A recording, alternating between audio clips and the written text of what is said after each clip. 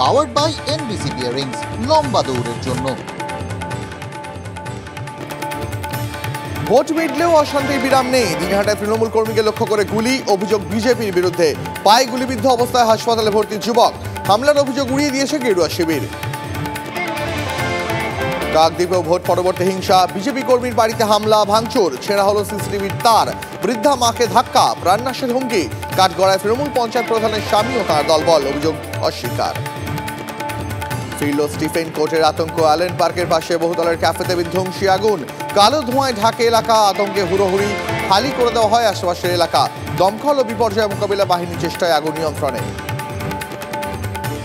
কাল দায়িত্ব বন্টন, আজ থেকেই পুরোদমে কাজ শুরু মন্ত্রীদের। তৃতীয় দফায় মোদী মন্ত্রিসভায় বিগ ফোর বিজেপিরই হাতে। স্বরাষ্ট্র মন্ত্রকের শাহ, প্রতিরক্ষায় রাজনাথ, অর্থ মন্ত্রকের নির্মলা, বিদেশ মন্ত্রকের জয়শঙ্কর। সকাল থেকেই দপ্তরের মন্ত্রীরা কথা আধিকারিকদের সঙ্গেও। তৃতীয়বার সরকার গঠনের পরেই সমন্বয় বার্তা আরএসএস প্রধানের। প্রতিপক্ষ নয়, প্রতিদ্বন্দ্বী হিসাবে বিরোধীদের গুরুত্ব দিতে হবে। নাম না করে এনডিএকে বার্তা মোহন ভাগবতের। সর্বসম্মতিতে এগোতে হবে নতুন সরকারকে বোঝালেন সংঘ প্রধান।